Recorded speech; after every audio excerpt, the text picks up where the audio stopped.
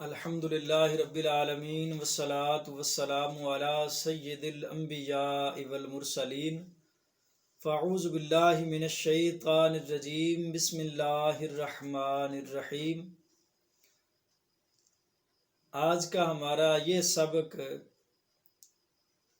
جامعہ فریدیہ ساہیوال کے طلباء کے لیے بالخصوص اور باقی سب کے لیے بالعموم کلاس عالیہ سال دوم کے لیے حدیث کے سبجیکٹ میں شامل نصاب کتاب مشکوٰۃ شریف اور اس کا چیپٹر کتاب الرقاق جو شامل نصاب ہے اس کا درس اول ہے۔ تو درس اول میں مشکوٰۃ المصابیح کے حوالہ سے مختصر سی چند باتیں ہیں کہ یہ مشکوٰۃ شریف جو شامل نصاب کتاب ہے، میں سمجھتا ہوں کہ حدیث پاک کی جتنی بھی کتب ہیں ان سب سے اہل سنت کے عقائد کے لحاظ سے اور فقہ حنفی کی ترتیب کے لحاظ سے یہ کامل، اکمل اور اجمل کتاب ہے، اس لیے کہ یہ باقاعدہ حدیث کی کوئی الگ طرز کی کتاب نہیں ہے۔ یہ بات سن کے اگر کسی کے ذہن میں آئے کہ بخاری کا بڑا مقام ہے، مسلم کا، ترمذی کا اور دیگر سیاہ ستہ کا، تو اس کو سب سے کامل اور اکمل کیوں کہا؟ تو وہ اس اعتبار سے کہا کہ وہ باقاعدہ کتب حدیث ہیں، اور یہ مشکوٰۃ المصابیح مشکوٰۃ شریف یہ الگ سند کے ساتھ ان کی طرح تو مرکب نہیں ہے، لیکن یہ ان سے الگ بھی نہیں ہے۔ یعنی ایک موضوع لیا گیا ہے، نماز کا موضوع ہے، رکوع کا موضوع ہے، زکوٰۃ کا ہے، نماز میں آگے جو معمولات ہیں ان کا ہے، حج کا ہے۔ یعنی صاحب مشکوٰۃ نے ایک موضوع لیا ہے فقہ کا، اس پر حدیثیں بخاری سے بھی اکٹھی کی ہیں، مسلم سے بھی کی ہیں، دیگر سیاہ ستہ ہیں یا کتب احادیث جتنی بھی ہیں، ان سب سے اس موضوع سے متعلق جتنی روایات تھیں وہ سب انہوں نے جمع کر دی۔ تو گویا کسی بھی موضوع پر اگر آپ بالاستیعاب اور وافر احادیث پڑھنا چاہتے ہیں کہ آپ اس میں اس موضوع کے لحاظ سے بخاری بھی پڑھ لیں، مسلم بھی پڑھ لیں، ترمذی بھی پڑھیں، سنن ابن ماجہ، نسائی، ابی داؤد، صحیح ابن حبان، مستدرک للحاکم، مصنف ابن ابی شیبہ، سنن بہقی، دارمی، دارقطنی، جتنی بھی آپ کتب پڑھنا چاہتے ہیں کہ ایک موضوع کے لحاظ سے، تو یہ انتظام کیا ہے صاحب مشکوٰۃ نے۔ یہ اتنی کامل کتاب ہے کہ ترتیب اس کی فقہ کی ہے اور احادیث کل کتب احادیث سے یہ تخریج کر کے لائے ہیں اور انہوں نے پیش کی ہیں۔ تو حدیث پاک میں یہ اتنی کامل کتاب ہے کہ میں تو یہ کہا کرتا ہوں طلباء کو کہ لازمی طور پہ مشکوٰۃ کو ابتدا تا انتہا بالاستیعاب اس کا مطالعہ ہر طالب علم کو کرنا چاہیے۔ جیسے کم از کم ایک تفسیر، ایک حدیث کی کتاب، ایک سیرت کی، ایک تاریخ کی اور ایک فقہ کی۔ میں کہتا ہوں عالیہ کی سٹیج پہ آ کے ہر بچے کو کم از کم 5 کتابیں پڑھ لینی چاہیے۔ جس مفسر کی تحریر آپ کو آسانی سے سمجھ آتی ہے، ایک تفسیر آپ پڑھ لیں، اور میں ریکمینڈ کرتا ہوں اس میں تبیان القرآن، تفسیر مظہری، اور انتہائی آسان عام فہم اردو میں اگر پڑھنا چاہیں تو پھر تفسیر نور القرآن قبلہ بابا جی حضور رحمۃ اللہ تعالیٰ علیہ کی۔ اسی طرح حدیث میں آپ ایک کتاب ضرور پڑھیں، بالاستیعاب پڑھیں، اس میں شرح صحیح مسلم علامہ غلام رسول سعیدی رحمۃ اللہ تعالیٰ علیہ کی وہ پڑھ لیں، اور ساتھ یا آپ یہ مشکوٰۃ پڑھ لیں، بہتر ہوگا یہ دونوں پڑھ لیں۔ یعنی کم از کم ایک تو ضروری ہے۔ مشکوٰۃ کو آپ ابتدا تا انتہا پڑھیں، تمام موضوعات سے متعلق آپ کے پاس ذخیرہ حدیث جمع ہو جائے گا۔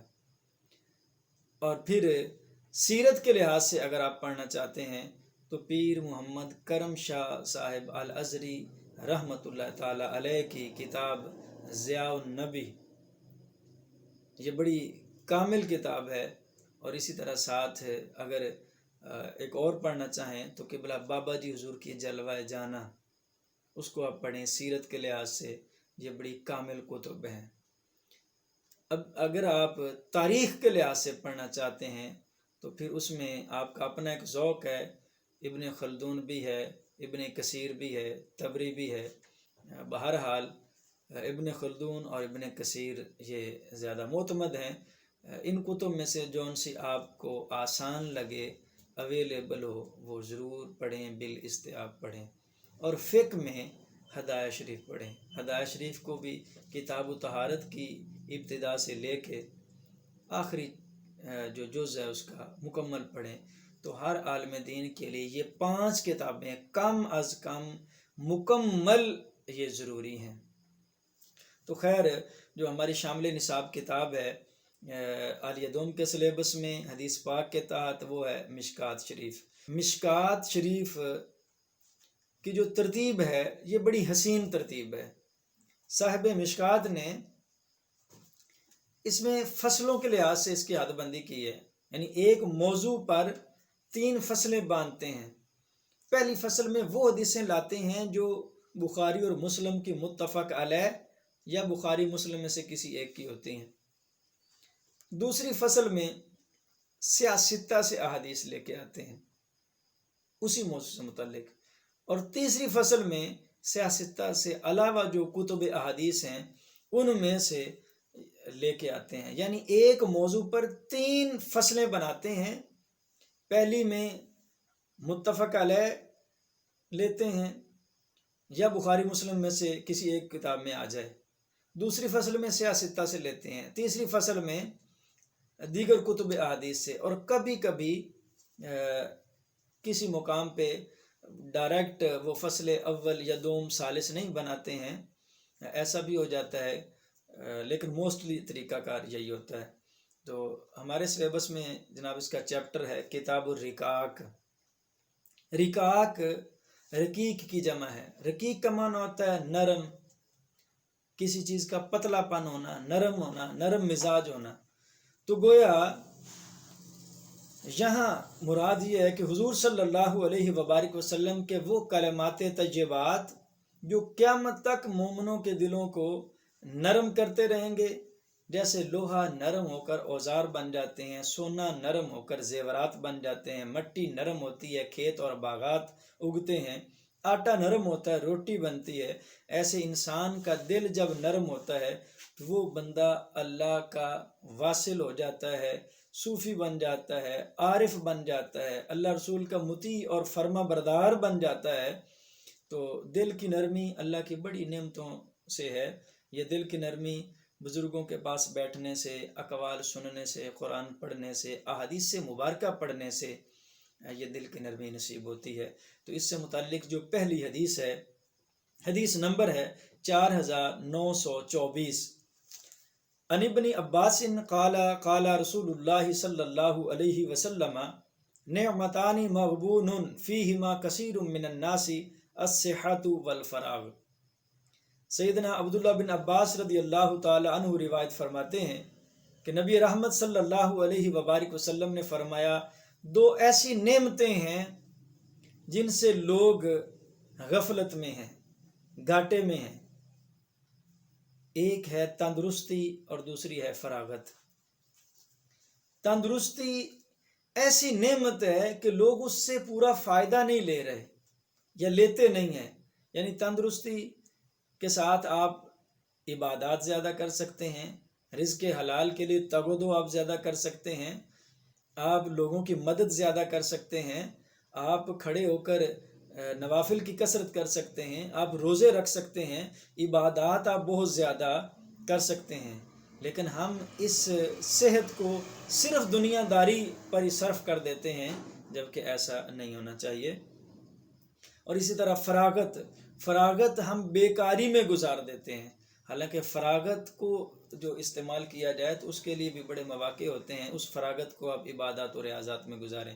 سورہ علم نشر 30ویں پارے میں اگر آپ غور کریں تو اللہ پاک نے فرمایا فَإِذَا فَرَغْتَ فَانْصَبْ، جب تم فارغ ہو جاؤ اللہ کی بارگاہ میں حاضر ہو جاؤ، اللہ کی بارگاہ میں کھڑے ہو جاؤ، جھک جاؤ اس کی بارگاہ میں، نماز شروع کر دو۔ عبادت کی طرف لگ جاؤ. فَإِذَا فَرَغْتَ فَانْصَبْ وَإِلَىٰ رَبِّكَ فَارْغَب. اور جب تجھے فراغت ہو تو اپنے رب کے ساتھ مجلس کر، اپنی رب کی بارگاہ میں آ جا، اپنے رب سے راز و نیاز کر. تو یہ صحت اور فراغت کے سنہری اصول قرآن و حدیث نے ہمیں عطا فرمائے ہیں. نبی کریم صلی اللہ علیہ وبارک وسلم کا فرمان ہے کہ جنتی لوگ کسی چیز پر حسرت نہیں کریں گے سوائے اس کے کہ اس وقت پر حسرت کریں گے جو انہوں نے فراغت میں گزارا ہوگا اور ذکر اللہ کے بغیر گزارا ہوگا. فراغت ہوگی لیکن ذکر اللہ کے بغیر انہوں نے جو ساعتیں گزاری ان پر انہیں افسوس ہوگا. دوسری حدیث مبارکہ ہے 4925 نمبر، حضرت مستورد بن شداد رضی اللہ تعالیٰ عنہ سے، قال سمعت رسول اللہ صلی اللہ علیہ وسلم یقول واللہ ما الدنیا فی الآخرۃ الا مثل ما یجعل احدکم اصبعہ فی الیم فلینظر بما یرجع.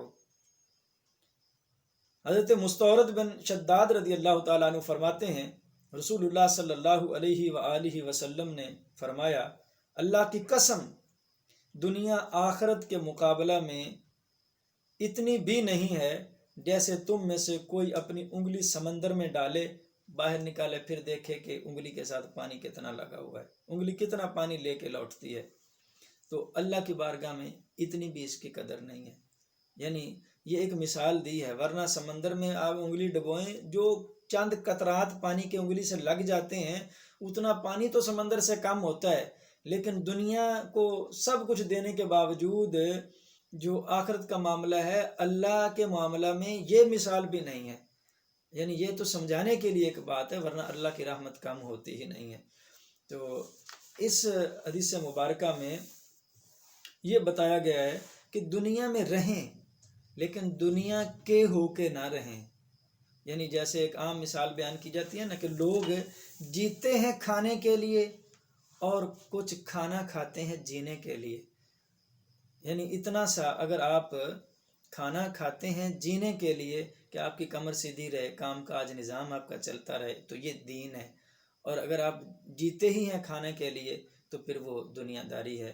یہ اس کی مثال آپ یوں سمجھ لیں کہ اگر کشتی دریا میں رہے تو نجات ہے، فائدہ ہے، منزل پہ پہنچ جاتی ہے. اگر دریا کشتی میں آ جائے تو غرق ہو جائیں گے. یعنی دنیا میں رہیں لیکن دنیا کے ہو کے نہ رہیں. اس دنیا کا استعمال آپ دین کے مطابق کریں، دین کے مطابق کمائیں، دین کے مطابق اس کو خرچ کریں. لیکن دنیا کے لیے ہی ہو جانا ہے کہ جائز ناجائز حرام حلال سب ایک کر ڈالیں، دین کی پرواہ نہ ہو، تو پھر وہ دنیا کے لیے جینا ہو جائے گا. تیسری حدیث مبارکہ 4926 نمبر ہے، ان جابر ان رسول اللہ صلی اللہ علیہ وسلم مر علی بجدی اسک میت قال ایکم یحب ان هذا له بدرهم فقالوا ما نحب ان لنا بشیء قال فوالله للدنیا اهون علی اللہ من هذا علیکم. حضرت جابر رضی اللہ تعالیٰ عنہ فرماتے ہیں رسول اللہ صلی اللہ علیہ وبارک وسلم نے ارشاد فرمایا کہ حضور کا فرمان ہے کہ حضور ایک بھیڑ کے بچے، مرے ہوئے بچے کے پاس سے گزرے تو حضور نے صحابہ کو مخاطب ہو کر ارشاد فرمایا تم میں سے کوئی یہ پسند کرے گا کہ یہ اسے 1 درہم کے بدلے میں لے لے؟ صحابہ نے عرض کی ہم نہیں چاہتے کہ یہ ہمیں کسی بھی چیز کے بدلے میں لے، ہم بلا قیمت اسے نہیں لینا چاہتے. تو آپ نے فرمایا اللہ کی قسم دنیا اللہ کو اس سے بھی زیادہ ذلیل ہے. یعنی دنیا اللہ کے نزدیک جیسے یہ تمہارے نزدیک یہ مردار پڑا، جیسے تمہارے نزدیک ہے اللہ کو دنیا اس سے بھی زیادہ ذلیل ہے اس کی بارگاہ میں. مطلب یہ سمجھانا مقصود تھا کہ دنیا میں رہتے ہوئے بہت سارے معاملات تمہارے ایسے ہیں کہ تم دین سے دور ہو جاتے ہو، دنیا داری میں آگے بڑھ جاتے ہو. تو جیسے یہ مردار تمہارے کسی کام کا نہیں ہے، دنیا کے معاملات اللہ کے کسی کام کے نہیں ہیں. ہاں اللہ کی رضا جوئی کے لیے جو کچھ بھی کرتے جاؤ گے اس کا آخرت میں ضرور تمہیں فائدہ ہوگا، چونکہ دنیا میں رہ کر دنیا آخرت کی کھیتی اسے قرار دیا گیا ہے.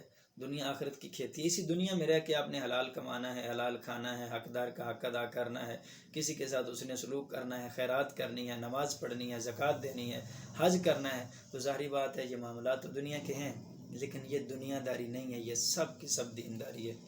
اگر بیچ سے یہ دین کا مسئلہ نکال دیں گے تو ساری کی ساری دنیا داری ہے. یعنی آپ جو کچھ کماتے کھاتے ہیں دین کا لحاظ اس میں ہے تو آپ کا کمانا، آپ کا کھانا، آپ کا خرچ کرنا، رہن بہن سہن، سب کچھ آپ کا دین ہے اور اس پر اجر دیا جائے گا۔ اور اگر آپ دین کا لحاظ نہیں کرتے، کماتے ہوئے یہ آپ فرق نہیں کرتے کہ میں جائز طریقے سے لے رہا ہوں یا ناجائز سے، میں جھوٹ بول کے کما رہا ہوں یا سچ بول رہا ہوں، میں کسی کو دھوکہ دے رہا ہوں، کام ناک تول تو نہیں کر رہا، یہ سارے معاملات اگر دین کا لحاظ نہیں ہوگا تو پھر یہ دنیا داری ہے، یہ وبال ہے، آخرت میں یہی وبال جان بن جائے گا اور آخرت کو برباد کر دے گا۔ ہمیں چاہیے کہ اپنے سارے معاملات میں قرآن و حدیث کی رہنمائی لیں اور قرآن و حدیث کے مطابق زندگی گزاریں، اور اپنی زندگی کو قرآن و حدیث کے پیغام کے ساتھ مزین، منور اور اپنے اخلاق کو مزین کریں۔ اللہ تعالی ہمیں عمل کی توفیق عطا فرمائے۔